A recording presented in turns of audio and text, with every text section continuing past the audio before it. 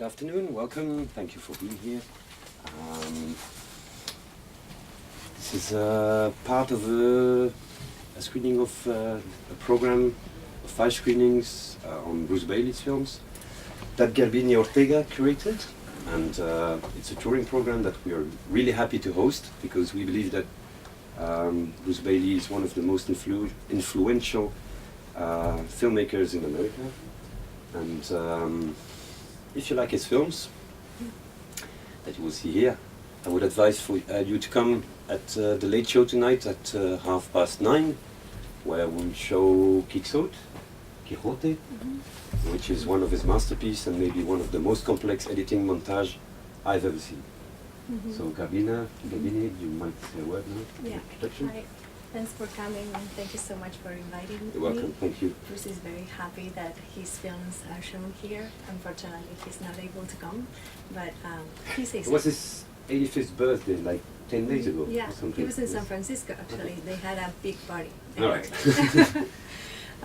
Anyway, this is the first program of the series, and as Olivier said, he's one of the main figures of the American avant-garde cinema, and a very influential promoter as well, because he was one of the founders of Canyon Cinema along his beloved Gaucherand.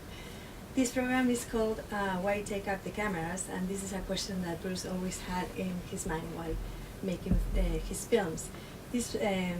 I wanted to program together these poetic and social documentaries, those films he made with urgency to respond to a very specific political context, and to prove himself also that cinema could be both artistic and utilitarian, as he likes to say.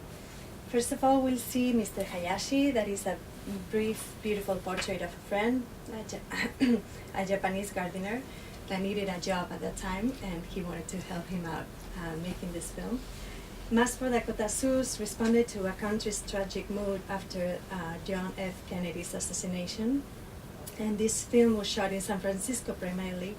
It's a harsh critique of dominant American culture, where we appreciate his very elaborated visual superimpositions and rhythms.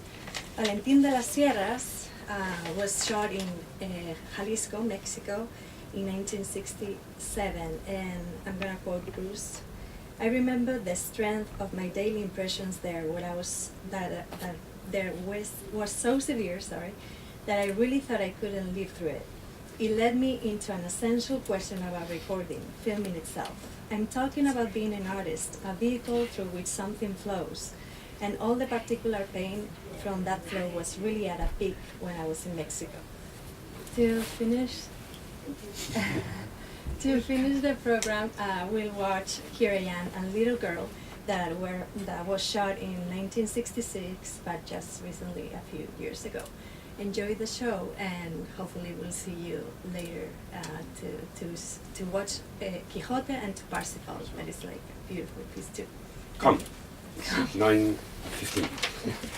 And go also to Mark Toscano's programs, because it's a beautiful dialogue between the Bruce Baillie series and Gaucherand and 3 other screenings in the West Coast program. Which is, and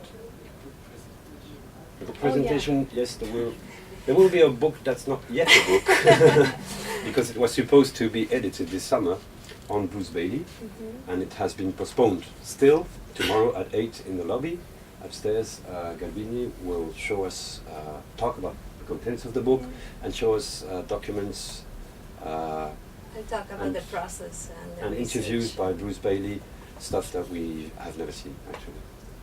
And I should say add that all this program, Bruce Baillie program, was done in partnership with Courtisan, another great festival that takes place in Ghent during April, I think. And we thank them for the help.